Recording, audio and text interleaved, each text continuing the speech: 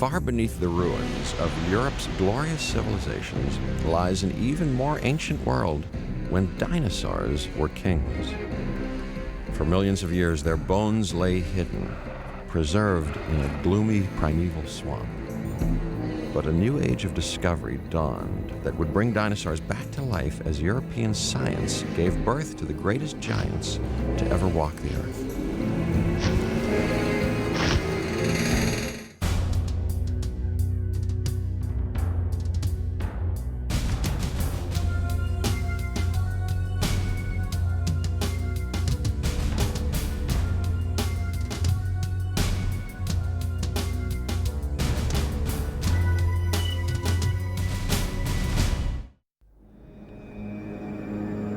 Europe, 70 million years ago.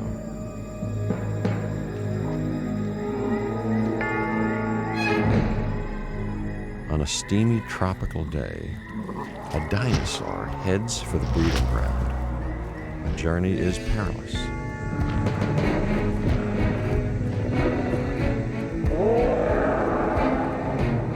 For millions of years, volcanoes from a crack in the Earth's crust have been pouring lava into what is now the Atlantic Ocean, building an underwater ridge and creating an ocean. Sea level is 80 feet higher than today, and swamps cover much of Europe's coastal plain. The weather is hot and humid. Vegetation is lush, and food is plenty. But the dinosaur is wary. Her worst nightmare is nearby, stalking her.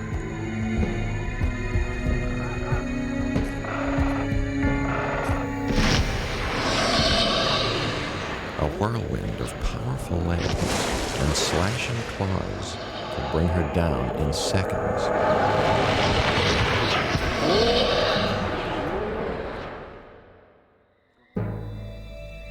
This time, she barely escapes.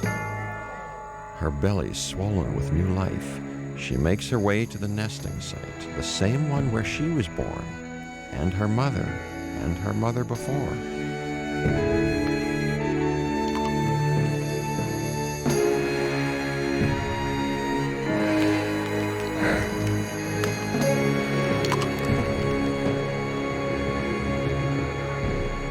Here she will lay her eggs in the hope that her species will survive. 70 million years later, the primeval swamp would give way to vineyards and the walls of medieval Carcassonne in the south of France.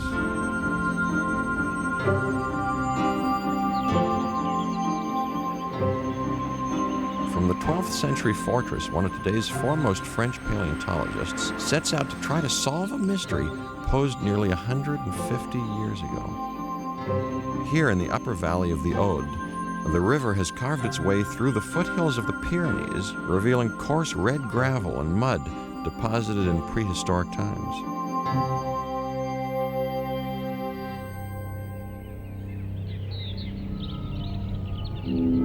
Today, the valley is littered with fossils, but it's the mystery surrounding the nearby village of Rennes-le-Château that lures visitors.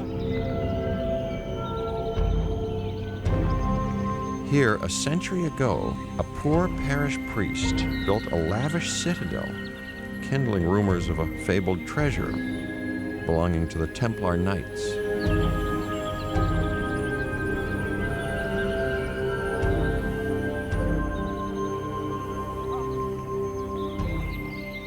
Even now, tales of hidden riches and the occult at Rennes-le-Château circulate on the internet. But for paleontologist Eric Bouffetot, the real treasure lies buried in the gravel just below the church, the same sediments in which a local priest, Jean-Jacques Puech, discovered some unusual fragments 150 years ago. The most remarkable are eggshell fragments of very great dimension, Puech wrote in 1859. Their constant thickness between two perfectly parallel surfaces, their fibrous structure, and especially their regular curvature, definitely suggest that they are enormous eggshells, at least 4 times the volume of ostrich eggs. Those tiny eggshell fragments are exactly similar to what Jean-Jacques Puech found back in the 1850s. And he was the first person ever to find and identify fossil eggs. The priest not only found the first dinosaur eggs, he'd also stumbled on one of the largest nesting sites in the world.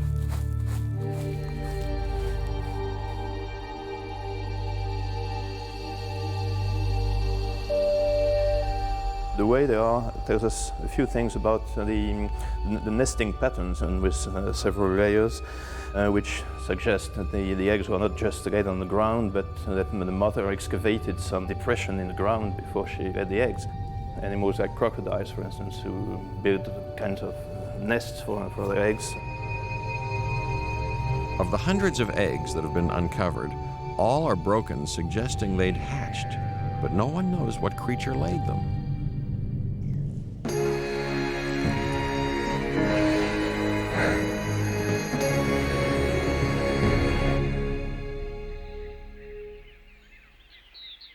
70 million years ago, this land surrounding Carcassonne and Rennes-le-Château was populated by dinosaurs living in a tropical delta.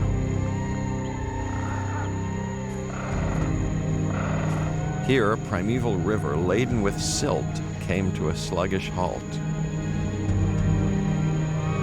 But in times of flood, it swelled, catching the dinosaurs off guard. It swept them downstream to a tragic, watery death, and then deposited their bodies on the muddy banks.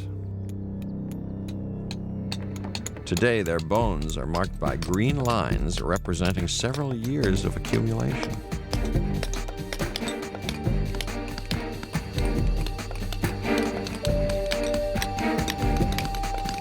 The site is spectacular. Dinosaurs of every kind are entombed here, one on top of the other. But the mystery remains, what laid the eggs? 4 different species are commonly found in the region. Large plant eaters called titanosaurs are so abundant they've been nicknamed the dinosaurs of the Vineyard of Ode.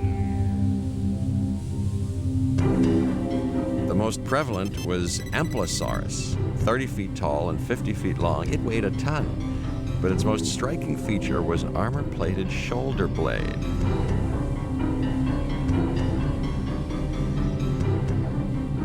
Another candidate, Struthosaurus, was also armor-plated, but smaller. Their arch-rival was Tarascosaurus, a vicious meat-eater 16 feet long with a mouthful of jagged, double-edged teeth. But dinosaurs weren't the only egg layers around 70 million years ago. Besides dinosaurs, we also found remains of very large birds, such as the pelvis here, of a bird that was about the size of an ostrich. And of course, those birds must have laid eggs, and big eggs, so that makes it a bit difficult for us. At Eric's lab, a technician delicately probes the fossilized contents of an egg recovered almost intact from the dig. He's looking for the remains of an embryo, the only way to find out which dinosaur laid the egg. Embryos are extremely hard to find, and for Eric Bouvetot, today is no exception. Eric's wait for his first dinosaur embryo must continue.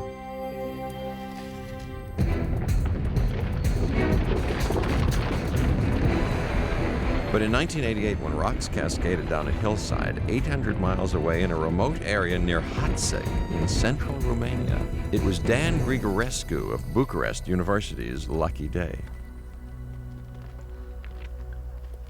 The landslide exposed a nest containing 16 giant eggs.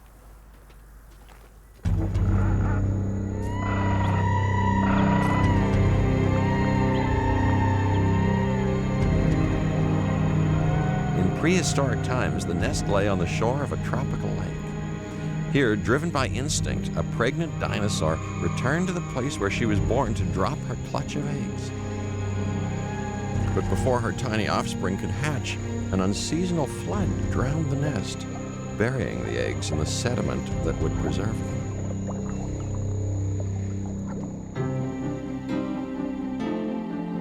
To avoid damaging the eggs, Grigorescu used a CAT scan to peer inside.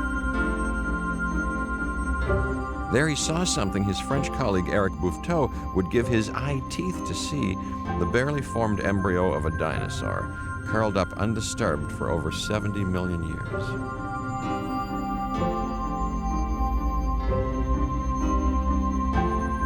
It was Telmatosaurus, a primitive plant eater common to Romania that would have grown up to 14 feet long. It weighed a ton and had a set of grinding teeth. But there was more. Grigorescu had also found the tiny remains of several infant dinosaurs.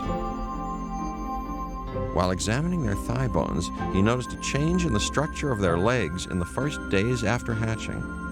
This suggests to us that hatchlings were kept in the nest till the bone characters developed enough to allow them to run. So the mother was near the nest for all this time, feeding the nestlings. Most modern reptiles abandon their young at birth. That dinosaurs were good mothers could be one reason why they flourished. From east to west, they roamed the continent of Europe for millions of years before they went extinct. But 2 centuries ago, no one could imagine that such creatures ever existed.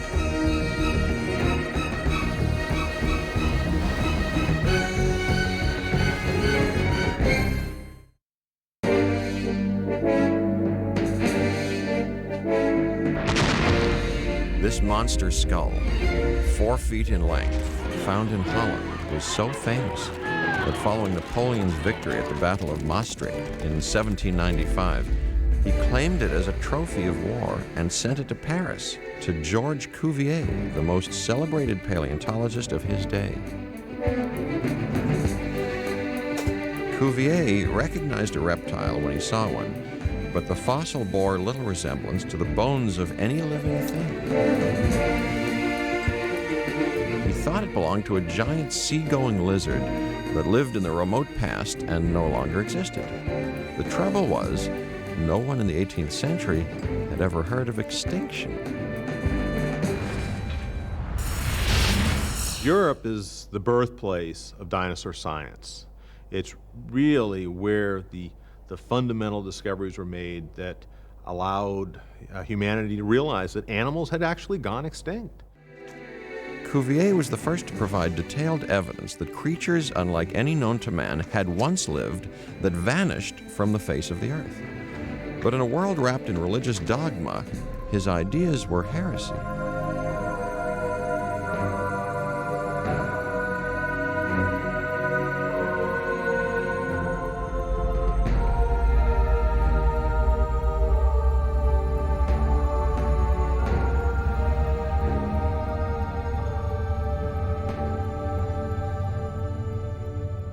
And Adam lived 130 years, and begat a son in his own likeness, and called... By counting the begats in the Bible, the Irish Archbishop James Ussher pronounced that the earth was created in the year 4004 BC on October 26th at precisely 9 o'clock in the morning.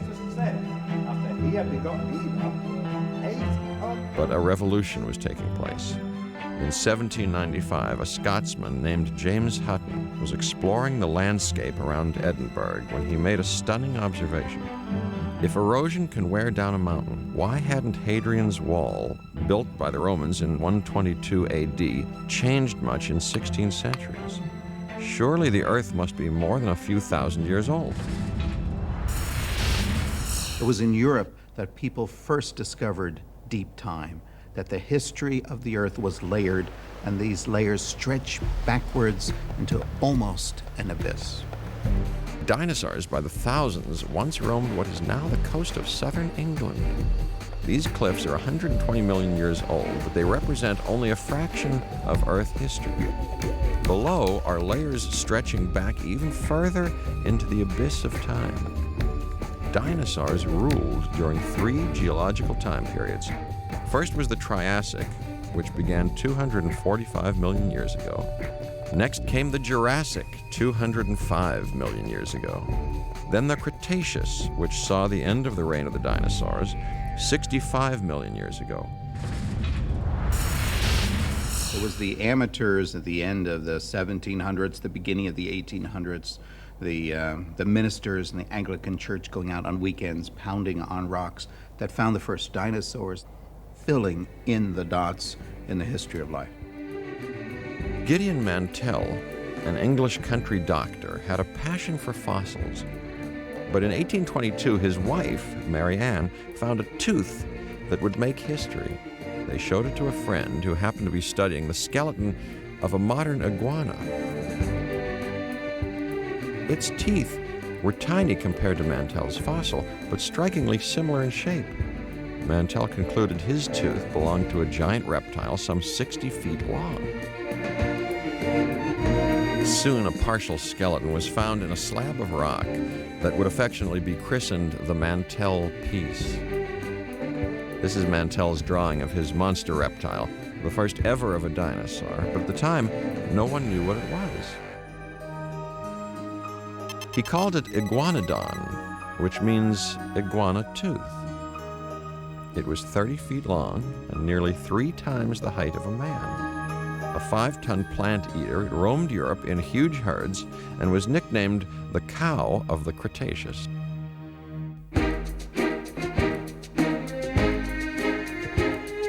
Most scientists at the time thought creatures like Iguanodon were simply overgrown lizards, but Richard Owen, England's leading anatomist, saw something different. I have named them Dinosauria, from the Greek meaning terrible or fearfully great lizards. In a now celebrated address in 1841, he coined the word dinosaur to describe a new kind of reptile that lived on land, stood upright, and led a vigorous life.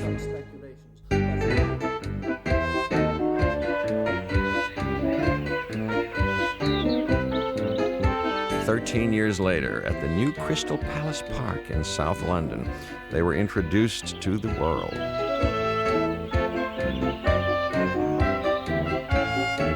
Owen oversaw construction of life-sized dinosaurs, which can still be seen today. With only a handful of bones to work with, he used his imagination to fill in the gaps. Iguanodon looked like a one-horned rhinoceros with scaly skin and a long tail. But the public loved it. They came in droves to see what one called the monsters that lived before Noah.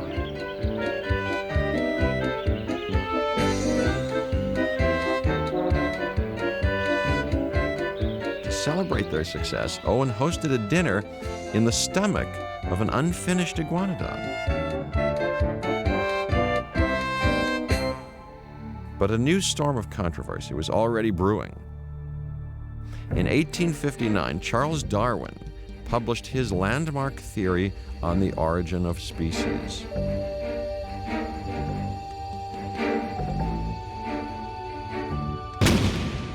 Like a cannon, it shook the foundations of the Victorian world.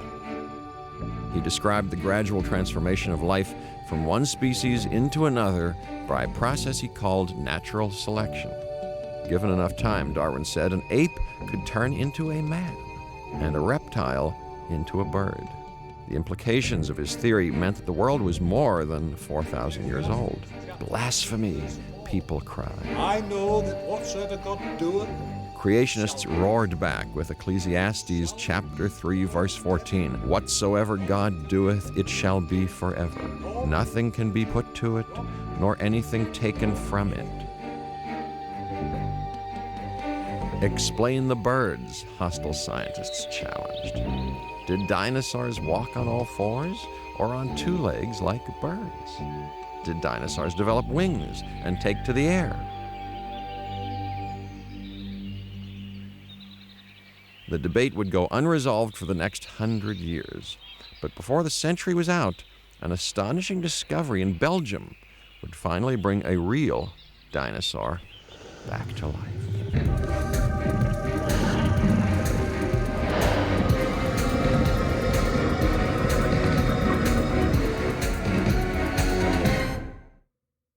A 100 million years ago, a river, swollen by seasonal rains, wound its way through primeval Belgium. Surrounding it was a forest of tropical shrubs, a mecca for prehistoric life. But the river was a death trap. In the 19th century, the tiny town of Bernissart in southwestern Belgium was famous for its vast deposits of coal. But in 1878, miners stumbled on more than they bargained for. While opening a new seam 1,000 feet down, they struck something unusual. It wasn't rock, and it wasn't wood. It was a bone, glistening with iron pyrite, commonly known as fool's gold.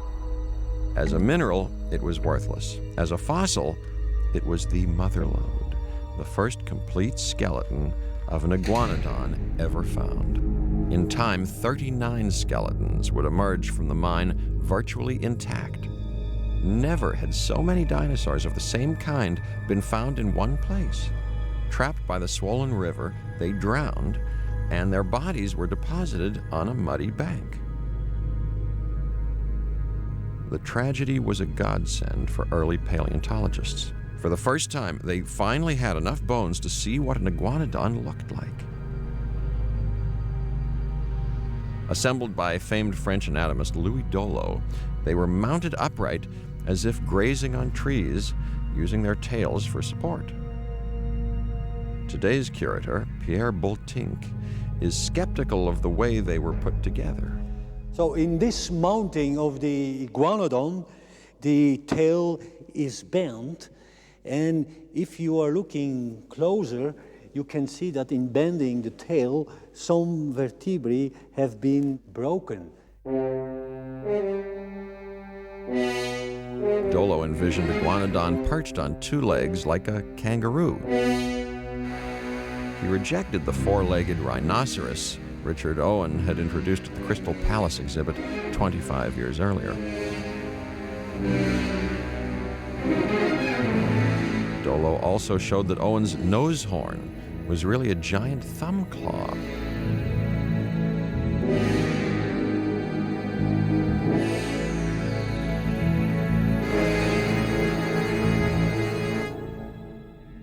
Iguanodon had one of the most extraordinary hands of any creature, dead or alive. The first finger, equivalent to a human thumb, had a very short palm bone, which was welded into the wrist, making it very strong. In life, it was covered by a long, sharp spike which stuck out at a right angle, useless for gripping, but a lethal weapon in self-defense.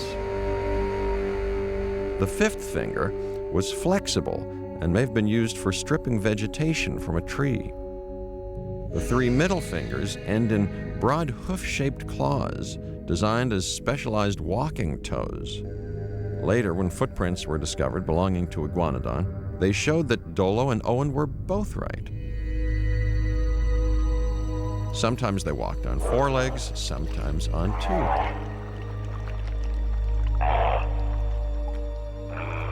They also lived in vast herds and migrated throughout Europe. But how they communicated remains a mystery. Some scientists claim they roared. Some think they hissed. Others believe they mooed like cows.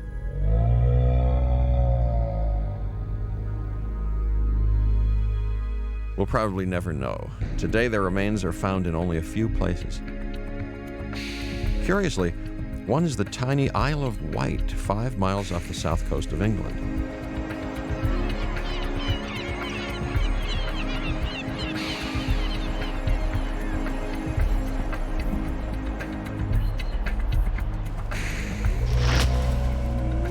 For a fleeting moment 120 million years ago, the iguanodons passed this way and left their footprints. As Steve Hutt of the local museum discovered. Here's a landscape full of footprints. These are trackways left by many iguanodons millions of years ago. They're falling out of the rock and then come to rest here on the beach. And here's a real beauty in front of me. The footprint belongs to a creature some 30 feet long that weighed up to 3 tons. Big dinosaurs on a little island may seem strange, but during the early Cretaceous, the Isle of Wight didn't exist. It was part of a huge floodplain geologists called the Weald, which stretched across the English Channel into northern France and Belgium. Just what was this place like 120 million years ago when dinosaurs lived here? Well, it was certainly nothing like we have it today. There was no sea just a few yards away from me, no sandy beach, and no terrific cliff. Then it was a floodplain, and it was miles and miles and miles in extent, and it smelt to high heaven with dead trees, rotting vegetation, and stinking dinosaur carcasses. It was a wonderful place to be a meat-eating dinosaur.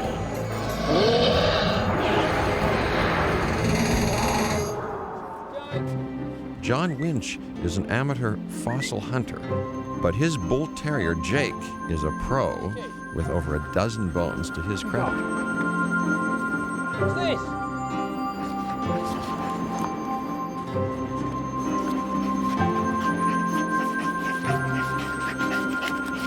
Today it's a toe bone from a sauropod, but in 1994 he found an unusual bone from the spine of an iguanodon. It's particularly unusual because it's been deformed at the top. We think possibly from a bite from a large carnivorous dinosaur. Several of the killer's teeth were found nearby. And you can see from the marks here where the teeth may have gone in. Here and here. And again, up in here. 120 million years ago, on the mud flats of the Isle of Wight, a shadowy creature with a lust for blood stalked a hapless iguanodon. The killer was well-armed and dangerous, but its identity is a mystery. What was it? Steve Hutt and a team from the Isle of Wight Museum have found another tantalizing clue. We may have the killer of the iguanodon here. I've got a wonderful tooth. Look at the preservation of this tooth. It's squashed, it's cracked. That's the pressure of these rocks, thousands of tons of rocks over millions of years. But if I just clean it a bit, wet it, it comes up beautifully. And you can see these serrations on the back and on the front.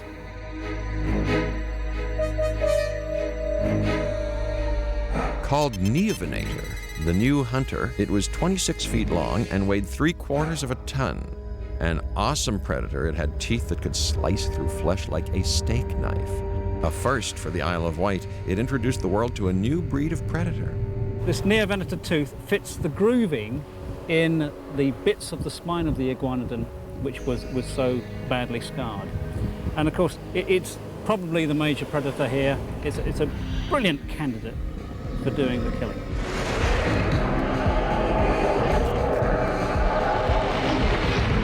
This is an iguanodon's worst nightmare.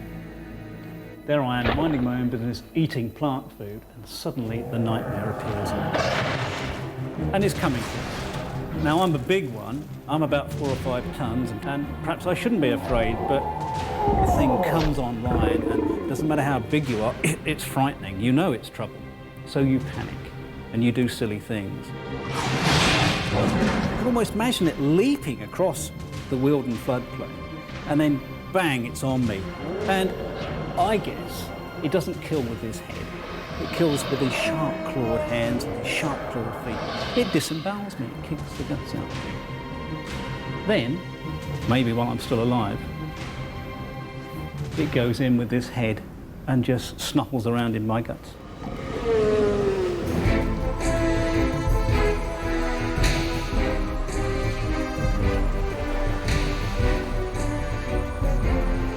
The windswept cliffs of the Isle of Wight are among the most prolific bone beds in Europe.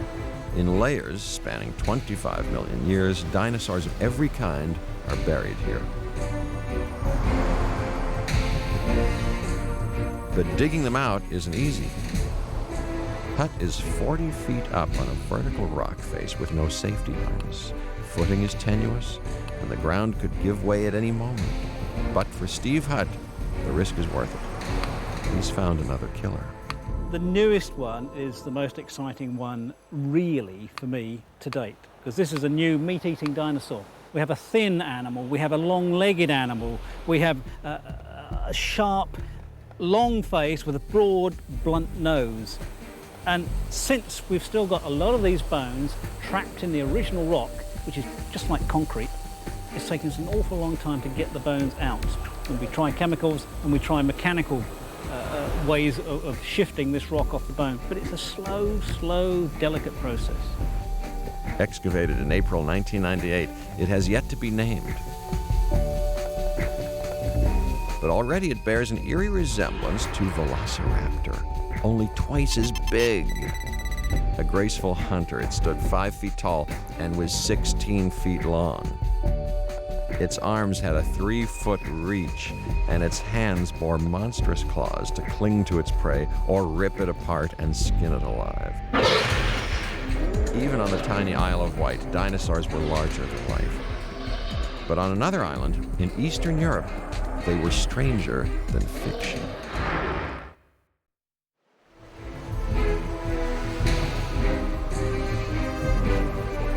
When dinosaurs ruled Europe, the Earth as we know it was far different. All the continents were joined together in a giant landmass called Pangaea. During the Jurassic period, it began to break up. By the Cretaceous, 142 million years ago, Europe was moving into its present position, but it was just a hodgepodge of islands. The Atlantic Ocean was only 1,000 miles wide. A land bridge linked North America to the British Isles. But most of Europe lay underwater, a vast shallow sea called Tethys. Only a few isolated peaks hinted at the continent to come. As the supercontinent Pangaea broke up into all these different parts, the various animals and plants living on those land masses became isolated from other parts. In doing so, they started to evolve in their own independent trajectories. Often weird and strange animals evolved that didn't evolve anywhere else. So the effects of isolation are evolution has the chance to run off in varying directions. In Central Eastern Europe, in what is now Romania, an ancient island called Hartsig was cut off from the rest of the world. Today, it's Transylvania, the legendary birthplace of vampires. But long ago, it spawned some equally strange dinosaurs. Instead of the titans that roamed large continents, these monsters were dwarfs, and they were real. Joining a team of Romanian scientists is paleontologist Mike Benton of Bristol University in England. They're exploring a quarry looking for signs of life on Hartsig during the Cretaceous. When you come up here, above the quarry site, you can see the shape of the land. There are mountains around, and we have to imagine what it was like when the dinosaurs were here. As the Sea of Tethys steadily rose, dinosaurs that once roamed a continent were now marooned on tiny islands. To survive, they had no place to go but retro. This is a thigh bone of a dinosaur called Telmatosaurus. It's the same bone as in my leg here. Here's the knee joint, and this is the upper joint that fits into the hip bones. And this shows that this dinosaur is only 5 or 6 feet tall, which is amazing because normally these kinds of dinosaurs, these big plant-eating dinosaurs, have got a thigh bone which is this long. Telmatosaurus was a duck-billed dinosaur, common in Europe and North America 70 million years ago during the late Cretaceous. Normally, they were 30 feet long and weighed 1.5 tons. But the Romanian version was no taller than a man and 1/10 the size of its larger cousin.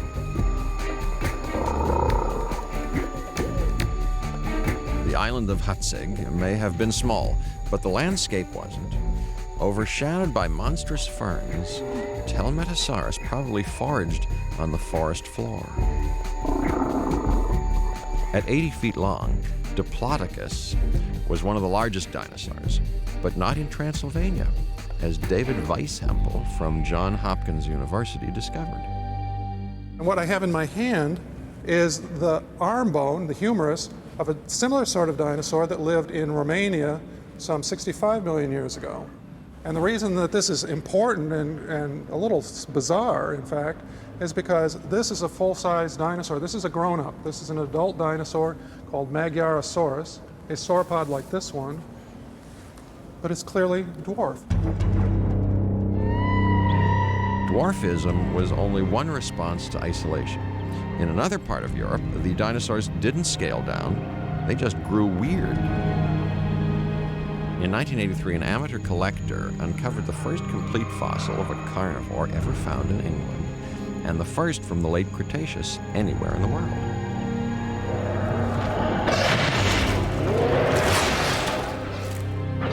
Called Baryonyx, meaning heavy claw, it roamed the area around London 125 million years ago. Up to 30 feet long and weighing over a ton, it vaguely resembled a T-Rex. But this was no ordinary dinosaur. It had the skull of a crocodile filled with 128 jagged teeth, twice as many as any other land-based two-footed predator. Unlike most killers of its kind, its claw, a lethal 12 inches long, was on its hands, not its feet. Scientists now think Baryonyx was a fish eater that stalked a low-lying swamp that existed where London stands today. On powerful hind legs, a hungry Baryonyx wades through water, swarming with armored fish the size of salmon and small sharks the size of catfish. Suddenly it spies a meal and lunges, swiping a fish with its giant claw like a fisherman wielding a gaff. 125 million years later, Baryonyx's last meal is found stuck to its ribs, the scales of the fish still visible. Baryonyx was a swamp killer that destroyed all that lay in its path. But 600 miles away, in the shadow of the Alps, in the Altmühl Valley of Bavaria, the killer was a lagoon, and its prey, a creature found nowhere else on Earth. Its discovery would fuel the ongoing debate over the theory of evolution. In 1859, Darwin proposed that birds evolved from reptiles through a series of small changes. His critics charged, where are the missing links? England's brilliant zoologist, Thomas Huxley, was convinced Darwin was right. To prove it, he argued that a chicken's leg, stripped to the bone, was identical to a dinosaur's. You couldn't tell the two apart.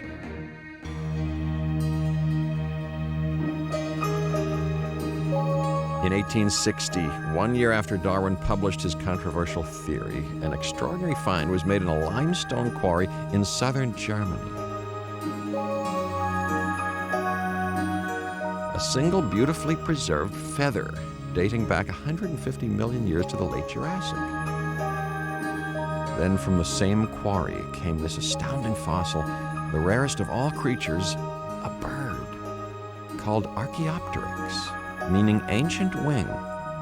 It looked like a reptile, but on its wings were feathers. Archaeopteryx appeared during the Jurassic, 150 million years ago. The world's oldest known bird. It weighed 3 pounds and had a wingspan of 2 feet, about the size of a crow.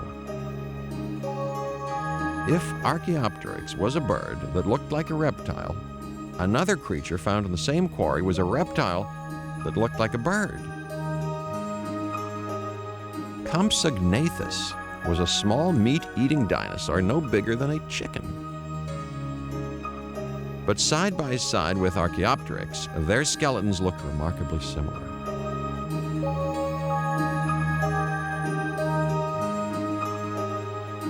Both have long, slender necks, a long, bony reptilian tail, delicate hind limbs and feet, a reversed first toe, and small skulls with sharp, serrated teeth.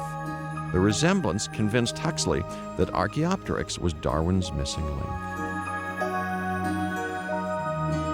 Even in death, Archaeopteryx looks as if it's taken flight. Seemingly half dinosaur and half bird, it has been called a fossil caught in the act of evolution.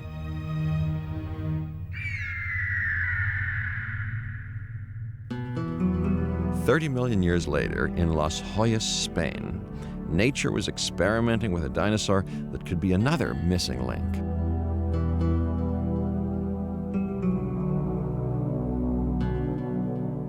This hot, dusty plain was once an island off the coast of Europe. The climate was subtropical, and the vegetation lush. Lizards, salamanders, and frogs sought shelter beneath ferns and the first flowering plants, while giant sauropods and iguanodons grazed in the trees. But another more bizarre creature called Pelecymimus was lurking near the shore.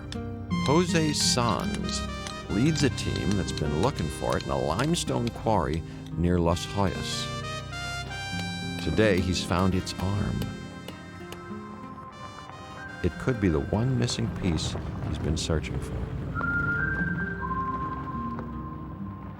Back at his laboratory at the University of Madrid, he reunites the arm with the rest of the body.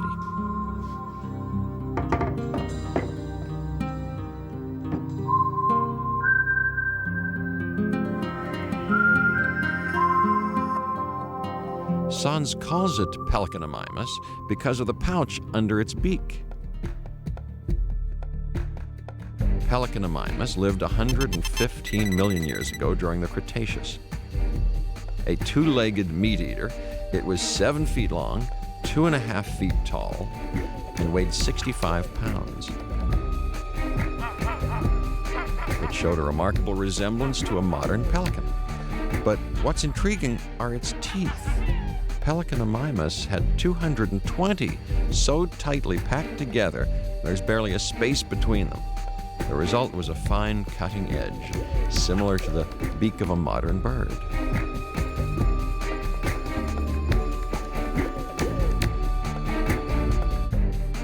The pouch is a puzzle. An inflatable membrane, it was probably used for fishing, but it could have been used for sexual display. If birds evolved from dinosaurs, one of the great mysteries was how they learned to fly. Was it from the ground up or the trees down? No one knows for certain, but soaring overhead at Las Hoyas was a tiny creature called Eoalulavus.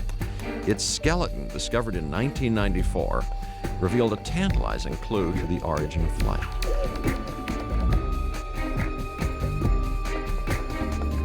On its wing was a tiny bone bearing a small tuft of feathers called an alula, or bastard wing.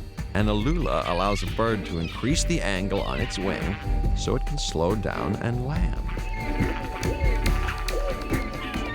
The bone had its origin in a dinosaur. When its arm was evolving into a wing, the equivalent of its thumb grew feathers, creating the alula. The discovery of Eoalulavus would prove a vital link in the chain of evolution from dinosaurs to modern birds. The discoveries in Europe have actually shown dinosaurs to be in many ways more bird-like than reptile-like. So the finds from Europe have helped us in terms of shaping our early views on dinosaurs, and now they're being slotted into the more bird-like view of dinosaurian evolution. Engulfed by time and distance, Europe's dinosaurs would plot their own unique course of evolution. But did they really take to the skies? And how did their massive bodies function? In a limestone bed in Italy, the discovery of the century may finally resolve these age-old debates.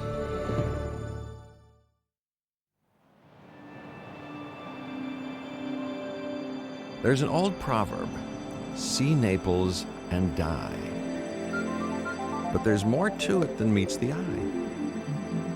Lurking in the background is Mount Vesuvius, the harbinger of death.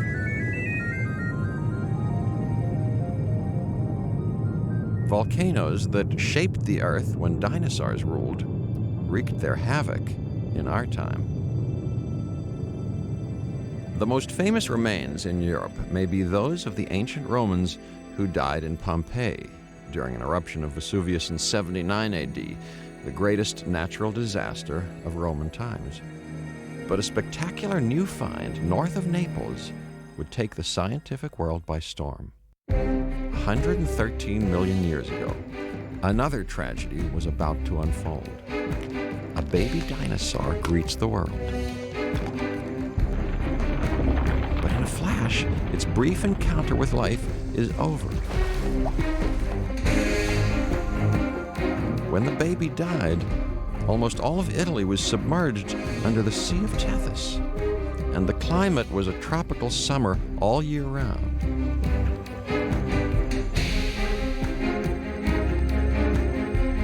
The dinosaur fell into a lagoon and was quickly buried. Oxygen levels were low, halting the growth of bacteria, which eats away soft tissue. And there it lay for over 100 million years.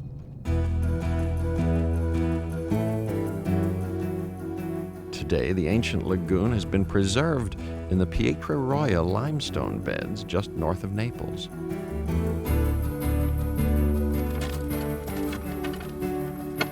A magnet for fossil hunters, Pietraroia is famous for its beautifully preserved fish. But in 1980, Giovanni Tedesco and his wife Giovanna stumbled on something different.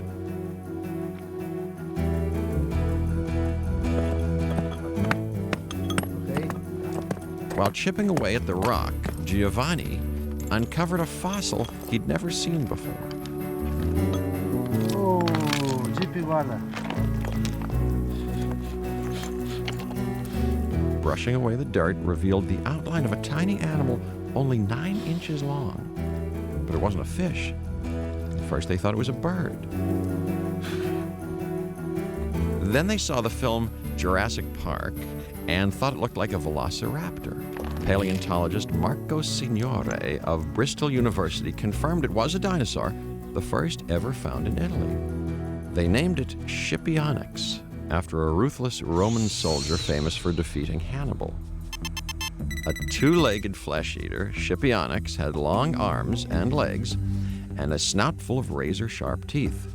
Fully grown, it would have stood up to 6 feet tall and probably hunted in packs. Today, the site is fenced off like Fort Knox. But Scipionyx is more than a national treasure. For paleontologists, it may be the most important discovery of the 20th century. Turned out to be a very important discovery of the soft parts of a dinosaur, unique in all the world. These mountains have witnessed some of the greatest upheavals in human civilization, but it's a fossil that predates humans, which will guarantee the area's place in history.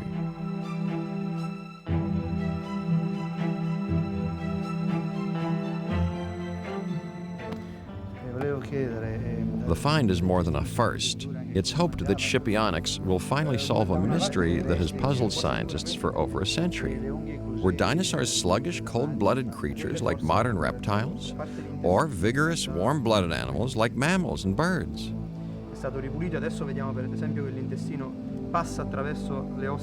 The image of a dinosaur is big, slow, and ponderous, but some were swift, agile, and ready to pounce on a moment's notice, suggesting their metabolism was high. Did they have the mechanism to produce energy?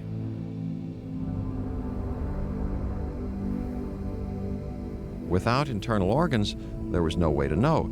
Then came the discovery of Scipionyx.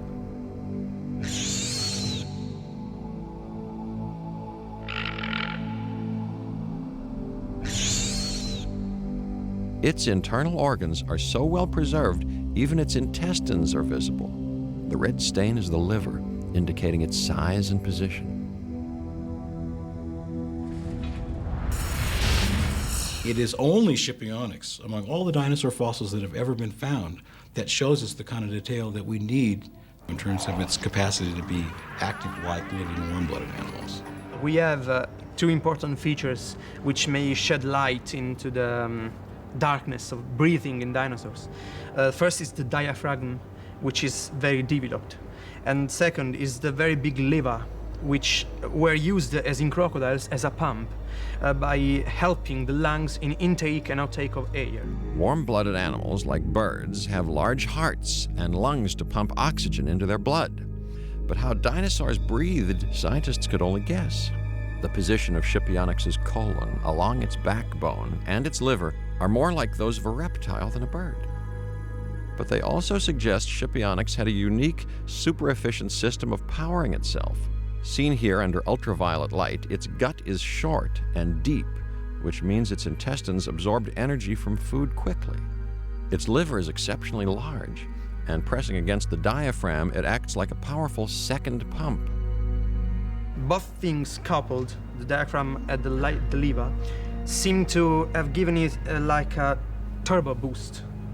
When he was inactive, he was maybe cold-blooded, he was slow, but when he was activated, in example during a hunt, he could use his breathing more appropriately. He could use every bit of energy he had, so he could be a very efficient hunter.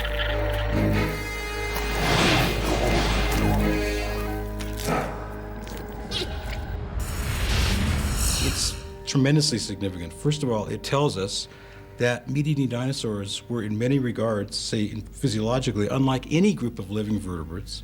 But it also might help explain why meat-eating dinosaurs were so enormously successful for 150 million years.